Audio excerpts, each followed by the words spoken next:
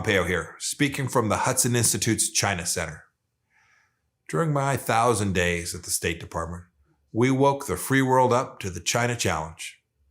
That's the threat to the free world posed by the Chinese Communist Party, which also represses the Chinese people. Frankly, I was surprised it took until the Trump administration for America to start getting it right. My son would call this a dad joke, but there are a lot of red flags when it comes to the Chinese Communist Party.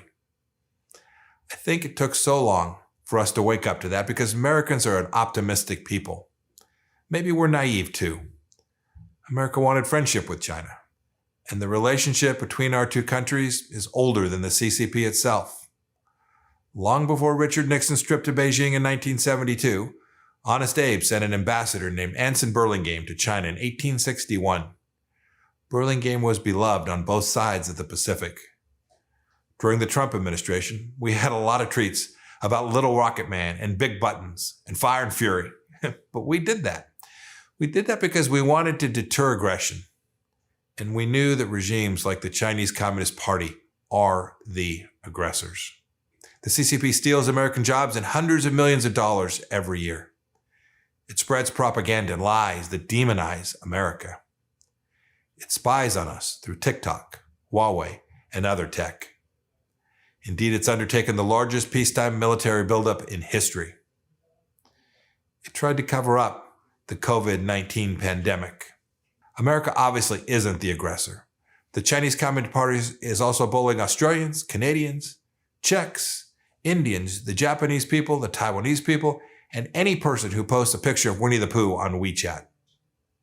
The Chinese people live under the world's most severe surveillance and censorship, at the mercy of a thuggish government. So what went wrong? 4 words: the Chinese Communist Party.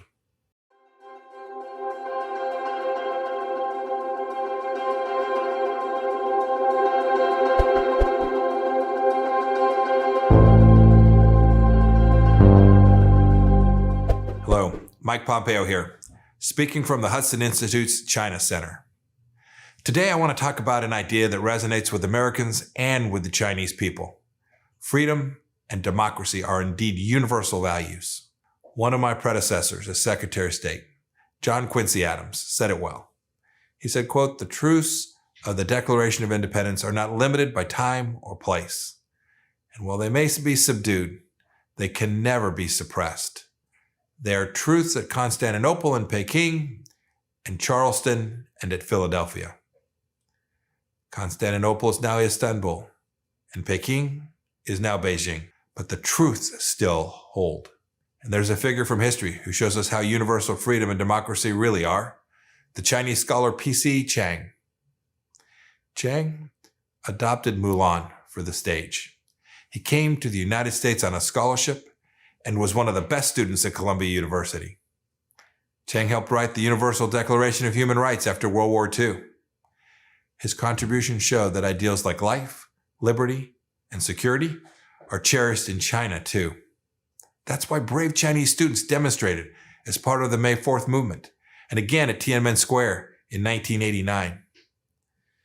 It's why Li Zhibu published his Charter 08 manifesto on the 60th anniversary of the Universal Declaration. It's why Christians, Muslims, Buddhists, Falun Gong devotees, and hundreds of millions of others pray in secret in China, even as their government tries to shut them down.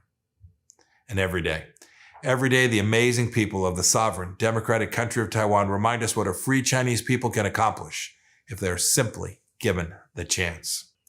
All people have unalienable rights, no matter who they are or where they live.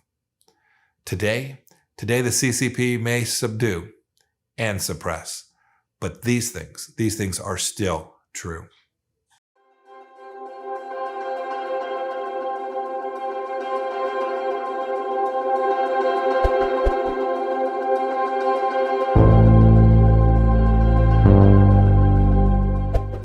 Hello, Mike Pompeo here, sending greeting from the Hudson's China Center to everyone behind the Great Firewall. As Secretary of State, I promised that I would meet with Chinese dissidents as much as possible. Those were some of the best meetings I had during my time as Secretary of State. During the first Cold War, dissidents like Natan Sharansky told us what we were up against. And today, Chinese dissidents know better than anyone how brutal the CCP can be. Some of the people I met escaped the regime's hostile takeover of the once free Hong Kong. Some even made it out of Tibet or Xinjiang. They told me about concentration camps in which the CCP had wrongfully imprisoned them and their family members. They shared stories of Beijing's war on peoples of all faiths, of Christians, of Buddhists, of Muslims, and everyone who believes in a higher power than the state. The CCP's repression isn't new, of course. I'll never forget sitting down with freedom fighters who survived the Tiananmen Square massacre more than 30 years ago. More Americans need to hear from Chinese dissidents. For me, those conversations were reminders that Americans must always stand with freedom-loving people everywhere around the world. They need us. During the pro-democracy protests in Hong Kong, many brave Hong Kong men and women waved the American flag in the streets.